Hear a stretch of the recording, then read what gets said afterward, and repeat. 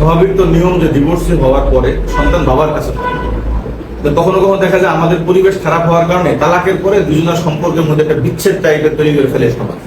এই কারণে কি হয়, এই বাচ্চাকে হয় বাপের কাছে থাকলে মায়ের সাথে দেখা করতে দেয় না, মায়ের সাথে থাকলে বাবার সাথে দেখা করতে দেয় না, বাপ নিয়ে যাবে না। আবার বাবা যদি আরেক জায়গায় বিবাহ করে ওই স্ত্রী আবার এই সন্তানকে নিবে না। একটা প্রশ্ন করে যে ভাই ডিভোর্সি নারী সন্তান কেন? সন্তান তো তার কাছে কেন, এই প্রশ্ন আমারও। একজন ডিভোর্সি নারীর কাছে সন্তান কেন থাকে? সমস্যা অনেকগুলো। এক নম্বর হলো যে সর্বপ্রথম তালাক হওয়ার পরে দুই পরিবার এমনই আচরণ করবে যে ওই স্বামী আর কখনো এই সন্তানকে নিয়ে যাওয়ার মতন কোন পরিবেশ নেই। লিখিত পরিচয় করে কোর্টের মাধ্যমে নিয়ে যেতে হবে। কেন ভাই? বাপকে দিতে কোর্ট লাগবে কেন? আবার বাবারাও যেরকম খারাপ, সন্তান নিয়ে গেলে মায়ের সাথে আর কখনো দেখাই করতে দিবে না, যোগাযোগ করতে দিবে। আর মায়ের তো ভালোবাসা আছে, সে তো এটা পারতেছে। এইগুলো সব সামাজিক ট্যাবু। আমি সবসময় বলি যে তালাকের পরে যদি ইসলামী বিধান উভয় পক্ষ মানে, তাহলে কোন সন্তানের বাবা মা হারানোর কষ্ট হবে। 7-8 বছর মায়ের কাছে থাকবে। মা যদি অন্য জায়গায় বিবাহ করে, যেখানে ইসলামের নিয়ম হলো সন্তানটা স্বামীর কাছে দিয়ে দেওয়া। কিন্তু ওই স্বামী নিবে না কেন জানেন? ওই স্বামী যার একটা বউ আছে, সে যে আবার সতীনের সন্তান পালবে না। আমাদের দেশে প্রতিষ্ঠিত হয়ে গেছে যে সন্তান সতীনের কাছে থাকতে পারে না। তাহলে এই কারণে কোনো বাবার যদি স্ত্রী মারা যায়, বিধবা মানে স্ত্রী যদি মারা যায়, বিধবারা যেরকম কষ্ট পড়ে তার থেকে লক্ষ গুণে কষ্ট পড়ে এই বাপ সন্তানগুলো নিয়ে। কারণ সে আরেকটা বিবাহ করলে এই সন্তানগুলোর সাথে সম্পর্ক নষ্ট হয়ে যাবে। এই সমাজ নষ্ট করে ফেলছে।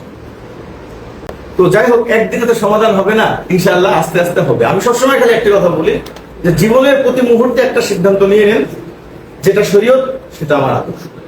আসলামতু লিরাব্বিল আলামিন। শরীয়ত যেটাকে যেভাবে বলেছে, তালাকের পরেও যেভাবে যা বলেছে শরীয়ত, আমি এখানে অনেক বড় বড় ব্যক্তিদের দেখা যায় ঝগড়া বাঁধে সন্তান। কেউ কারো সন্তান কিডন্যাপ করে নিয়ে চলে গেছে। আচ্ছা বলেন তো, শুনতে কত বড় লজ্জা লাগে যে সন্তানকে বাপ কিডন্যাপ করে নিয়ে যায়।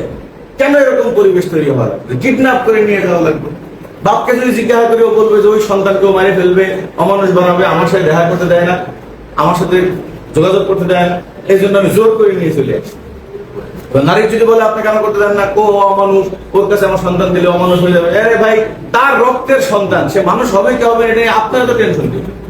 আমার মা হিসেবে দাবি না আছে, কতটুকু দাবি আছে? বাপের সাথে দেখা না করতে দেওয়া দাবি আছে, যেখানে বাবার উপর খরচের দায়িত্ব। এগুলো সব আমাদের সমাজের কুসংস্কারের কারণে এই জিনিসগুলো হয়। এবং উভয় পরিবার মেয়েদেরকে সাপোর্ট করে। মেয়ে নাই পাগলি পাগলি, শ্বশুরে দেখবেন মেয়ের দিকে হয়ে জামাই সাথে দুর্ব্যবহার। আরে ভাই, আপনার মেয়ে জামাই সাথে দুর্ব্যবহার করতেছে, আপনারা সাথে পাগল হলেন কেন? ভাইরা কমপক্ষে কোরআনের ভিতরে আছে যে স্বামী স্ত্রী ঝগড়া বাঁধলে উভয় পক্ষ বসুক। উভয় পক্ষ যদি আবার শত্রু হয়ে যায়, সমাধান করবে। আমাদের সমাজে বহুত এমন আছে যে নারীর পাগলামির সাথে সাথে পরিবার পাগলামি করে পুরো সংসার উজাড় করে।